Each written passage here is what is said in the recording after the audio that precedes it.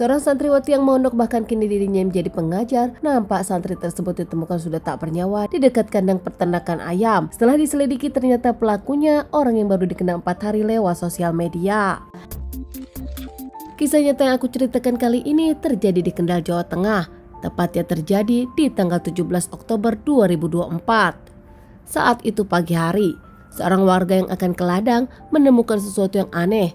Ternyata setelah didekati, warga tersebut menemukan seseorang tergeletak di depan kandang ayam. Kaget menemukan seorang wanita yang sudah tak bernyawa, bahkan terlihat ada luka di leher dan jasad tersebut setengah tak berbusana. Warga tersebut pun langsung berteriak dan meminta tolong pada warga lainnya hingga akhirnya melaporkan kejadian ini kepada pihak kepolisian.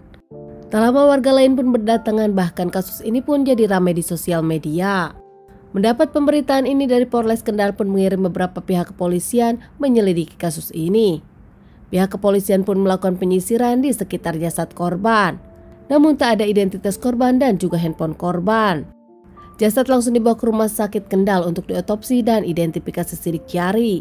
Setelah teridentifikasi, pihak kepolisian pun langsung menghubungi keluarga korban untuk meminta identifikasi lanjutan. Bahkan tak lama keluarga dari korban pun datang mengiyakan kalau jasad tersebut adalah anaknya. Korban sendiri bernama Siti Nurhaisa berusia 19 tahun. Korban bahkan kini sedang pesantren penghafal Al-Quran di pesantren dekat lingkungan tersebut. Tak lama jasad pun dikembalikan ke keluarga untuk dilakukan pemakaman. Dengan penuh kesedihan, para keluarga dan para tetangga pun tak menyangka musibah ini datang pada mereka. Pihak kepolisian pun meneruskan penyelidikan ini, interogasi keluarga dan teman-teman di pesantren. Menurut keluarga, Siti sendiri mondok dari dirinya kecil, bahkan kini dirinya tak hanya menjadi pelajar, dirinya pun kini menjadi pengajar, menjadi guru ngaji di pesantren tersebut. Menurut ayah dari Siti, beberapa hari sebelum kejadian, Siti sempat pulang ke rumah karena ada acara haul kakeknya berpulang. Namun tak lama ayah dari Siti pun mengantarkan Siti kembali ke pesantren. Polisi juga menginterogasi teman-teman Siti di dalam pesantren. Tak ada yang tahu alasan Siti keluar dari pesantren dan Siti pun tak bercerita kepada siapapun hingga akhirnya Siti ditemukan tak bernyawa. Cukup susah pihak kepolisian menyelidiki kasus ini. Namun berkat kerja keras pihak kepolisian, dengan sinyal dari handphone Siti dan juga jejak sosial media Siti, akhirnya pihak kepolisian pun mengamankan satu orang laki-laki bernama Naufal Jul. Naufal Jul diamankan di tempat kerjanya di salah satu pabrik di kawasan Kendal. Bahkan saat diamankan, pihak kepolisian pun menemukan senjata tajam yang digunakan Naufal untuk menghabisi Siti. Di awal Naufal sendiri membantah kalau dirinya pelakunya. Namun setelah diperlihatkan bukti-bukti yang ada, akhirnya Naufal pun tak bisa bicara apapun lagi. Naufal akhirnya mengakui dan dirinya menceritakan kronologis kejadian. Naufal adalah seorang laki-laki berusia 21 tahun asal Magelang. Dirinya kerja di pabrik Kendal, dirinya pun tinggal di Kendal baru beberapa bulan. Naufal mengaku dirinya berkenalan dengan Siti di sosial media baru 4 hari lalu. Keduanya sering mengobrol hingga tak lama, akhirnya Naufal pun mengajak Siti bertemu dan jalan-jalan. Tepatnya di hari Rabu 16 Oktober 2024, keduanya pun berjanjian di jam 6 maghrib. Akhirnya Naufal menyebut Siti di jam 7 dengan motornya. Keduanya pun berjalan-jalan, tak lama Naufal meminta Siti untuk mengantarnya beli sepatu. Namun Naufal pun izin mampir kepada Siti untuk ke kos-kosannya dulu.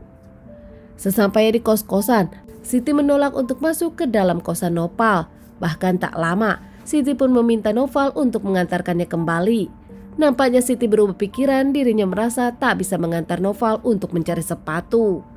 Tak bisa berbuat apa-apa, Naufal pun mengiyakan untuk mengantar Siti pulang ke pondok.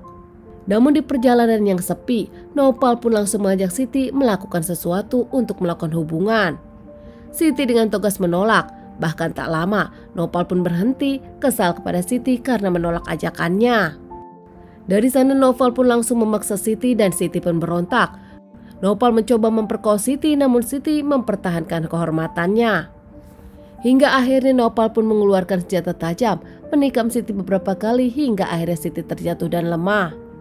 Siti mengeluarkan banyak cairan merah, terus ditikam, akhirnya Siti pun tak bernyawa. Bukan pergi meninggalkan Siti, namun saat itu Naufal pun memperkosa Siti dengan kondisi sudah tak bernyawa. Bahkan kejamnya Noval, dirinya pun sempat memvideokan saat memperkosa Siti. Usai melakukan aksinya kepada Siti, Noval juga mengambil semua harta benda Siti, handphone, uang, dan juga emas Siti. Pergi meninggalkan Siti begitu saja, Noval pun kembali ke kos-kosannya. Hingga akhirnya Siti ditemukan, Noval pun diamankan. Diamankan menjalani beberapa kali persidangan, Noval pun terancam hukuman 20 tahun penjara. Sementara dari pihak pondok pun tak tahu, Siti keluar dengan alasan akan bertemu seseorang. Siti mengaku dirinya punya keperluan untuk membeli barang-barang. Keluarga dari Siti pun tak tahu kalau Siti berkenalan dengan seorang lelaki. Bahkan menurut keluarga, Siti memang tak pernah melakukan ini. Keluarga sedih kehilangan Siti untuk selamanya. Keluarga meminta Noval dihukum seberat-beratnya. Teman-teman, sekian dulu bahasan kasus yang aku bawakan kali ini. Semoga ini bisa dijadikan pelajaran untuk kita dan ditunggu bahasan kasus-kasus selanjutnya.